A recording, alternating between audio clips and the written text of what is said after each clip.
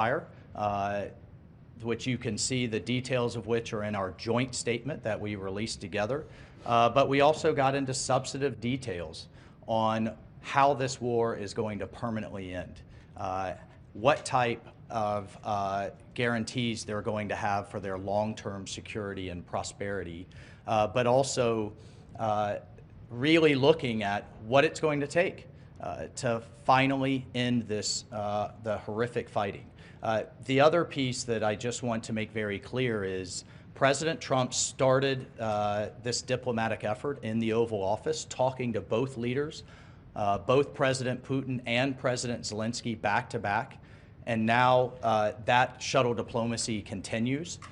We have a named delegation in terms of next steps from the Russian side. We have a named delegation in terms of next steps from the Ukrainian side. I will talk to my Russian counterpart in the coming days.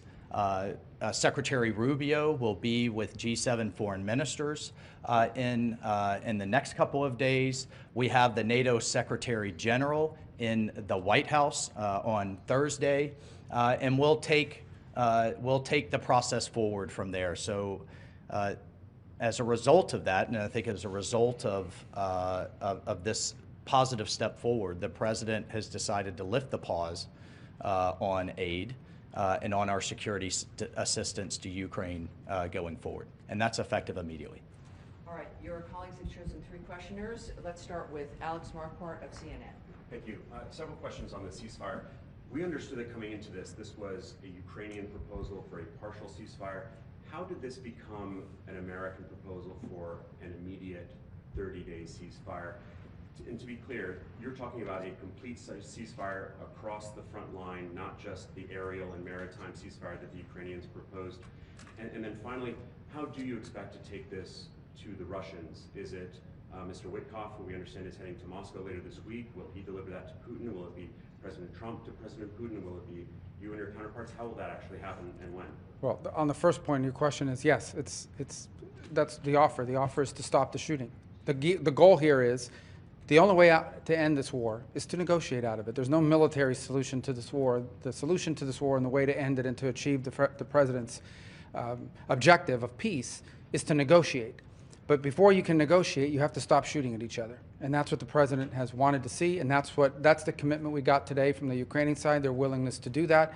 Obviously now that'll be delivered to the Russians. It'll be delivered to them directly through multiple channels, meaning not only will they obviously see it, it'll be communicated to them through our diplomatic channels, through conversations and other methods, but they'll obviously be well aware. And our hope is that the Russians will say yes, that they will also agree. So the shooting will stop, the killing will stop, the dying will stop, and the talks can begin about how to end this war permanently in a way that's acceptable and enduring for both sides. Look, there's been all kinds of discussions in terms of different types of ceasefires. You know, there was the deal in terms of grain moving years ago. There's been discussion of halting aerial attacks on each other's infrastructure. The president has made it clear and certainly made it clear to us that all fighting needs to stop. And the Ukrainians have agreed to that proposal. They're ready for peace. And now we'll take that to the Russians and get their response. All right, next, Jennifer Jacobs, CBS. Great. Hi. Hey. Are you expecting any goodwill gestures from Russia? Do you have a deadline in mind for when you're hoping for them to reciprocate on that? Those 2 things. Well, we're going to take the offer to them. We're going to tell them this is what's on the table. Ukraine is ready to stop shooting and start talking. And now it'll be up to them to say yes or no. I hope they're going to say yes. And if they do, then I think we made great progress. If they say no, then we'll unfortunately know what the impediment is to peace here.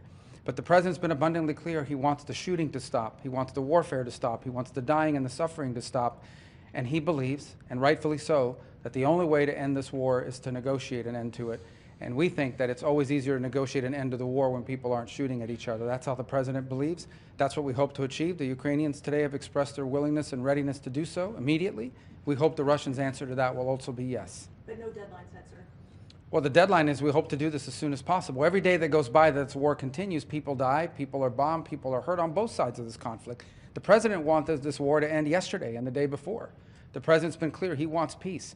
And so we wanted to see it as soon as possible. So our hope is that the Russians will answer yes as quickly as possible so we can get to the second phase of this, which is real negotiations, not never-ending dialogue, talk forever, but real negotiations to end this conflict in a way that's acceptable to both sides, sustainable, and that ensures the stability and security of Ukraine for the long And then on term. the goodwill gesture, is there anything like the return of the stolen children or anything that you're expecting in return? Look, we've discussed a number of things, prisoner exchanges, folks that were detained and what have you, but the fighting has to stop. I mean, that's what we agreed today. And just think about it. We've gone from if the war is going to end to now how the war is going to end, and this was an important first step, and that was under President Trump's leadership. He has literally moved the entire global conversation to where we had a very senior Ukrainian delegation with us today. We've had engagements with our Russian counterparts, and now it's how the war is going to end, and that's under President Trump's leadership. Just to answer your question one more time, the goal here is peace. That's the president's goal. The best goodwill gesture the Russians can provide is to say yes to the offer that the Ukrainians have made to stop the shooting, to stop the fighting, and get to the table. If they do that, that's the best goodwill sign we could see. Obviously, as part of that negotiation, as we're talking about how to end this conflict, there will be a lot of issues to unravel. Among them, not the least of which is the humanitarian concerns, the children, the prisoners of war, all the things that sadly come with these conflicts.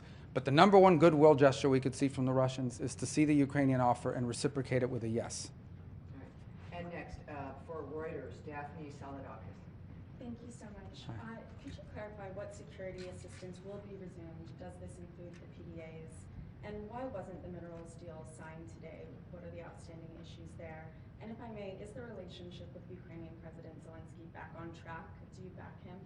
Well, let me answer the second or the third. You had two, and then I'll let the security advisor talk about the defense and security assistance. On the second question, well, let me answer first on the minerals deal. As part of our communication today, that is something that was negotiated through our Treasury and his counterpart on the Ukrainian side.